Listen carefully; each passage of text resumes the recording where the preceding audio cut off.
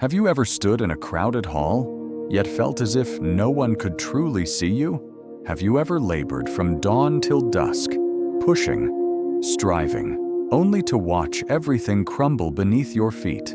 There comes a moment in a person's life when the whole world goes quiet. When those he trusted drift away, when the family he cherished turns their backs, when every door he knocks on remains shut, and in that heavy, suffocating silence, when he believes he has no one left, something begins.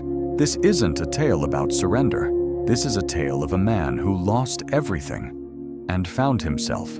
Stay with me, because what you're about to hear may be exactly what your spirit needs today.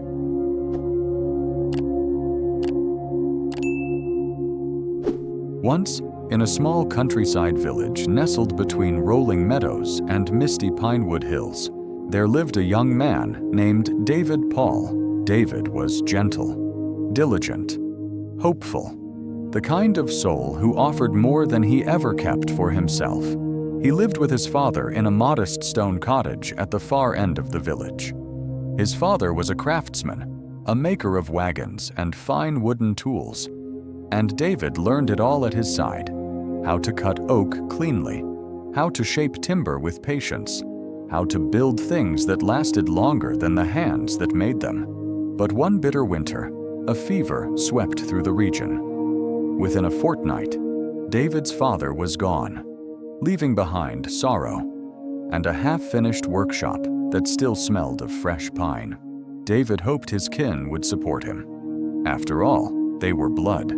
But the next morning, his two elder brothers arrived, not with comfort, but with claims.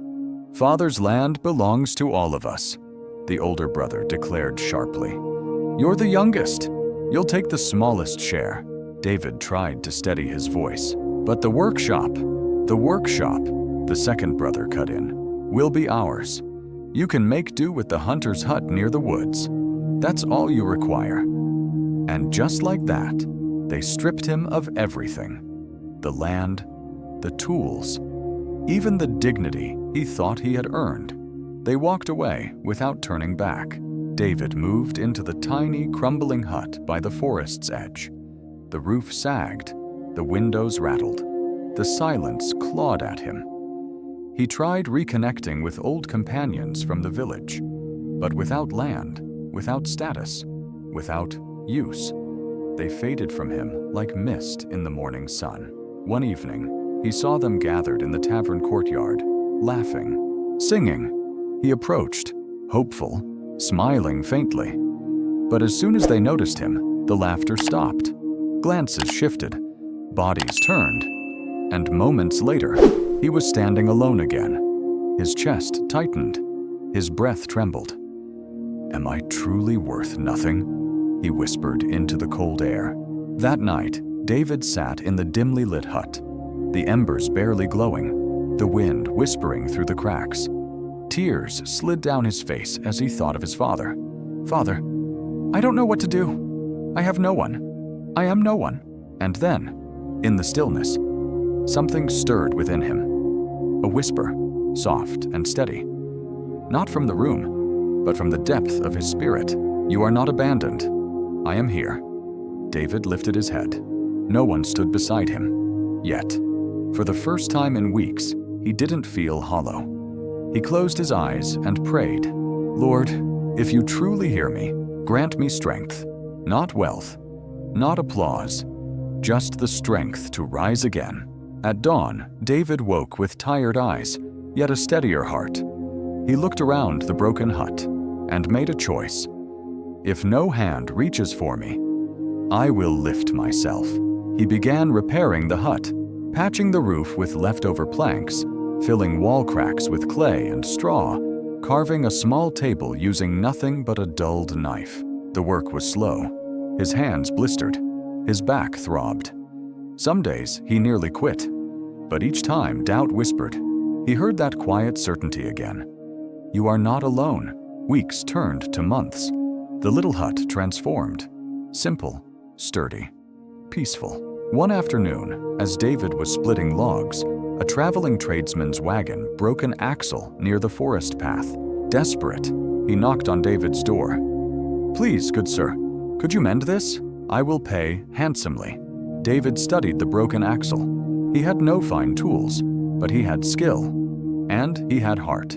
Hours later, using scraps, iron fragments, and old oak, he crafted a replacement stronger than the original. The merchant's eyes widened. "Where did you learn such craft?" David paused, thought of his father, his losses, his long nights of prayer, and answered softly, "The Lord taught my hands through the silence." The merchant rewarded him generously and spread word of the gifted carpenter from Briar Hollow. Soon, villagers and travelers alike sought him out. A farmer needing a plow repaired, a widow needing a door fixed, a young couple needing furniture for their home.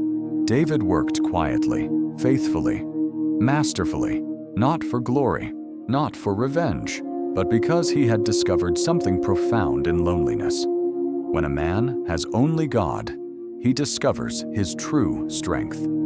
Years passed. David became known far beyond the village, not as the man who had lost everything, but as the man who could build anything. One late afternoon, his brothers appeared at his workshop. Their arrogance had melted into shame. "David," the older brother murmured, "we wronged you. We ask your forgiveness." David looked at them for a long moment. He could have turned them away. He could have spoken with bitterness. Instead, he said quietly, "When you left me with nothing, I was terrified. But God gave me all that I truly needed: strength, purpose, and peace." The brothers left humbled. David returned to his work with a gentle smile. He never became the wealthiest man in Briar Hollow, but he became the most respected, the most trusted, and the most at peace. Because David had learned the greatest truth of all: when a person feels utterly alone, God is preparing them for something greater. If you're listening today and you feel abandoned, overlooked, forgotten, remember David. Your loneliness is not an ending, it is a beginning. When the world steps back, God steps forward. When people fail you, God shapes you. When everything is taken, you discover what truly remains. You are not broken. You are being built. If this story moved your heart, subscribe to my channel, and every lesson leads you closer to the life you were meant to live. God bless you.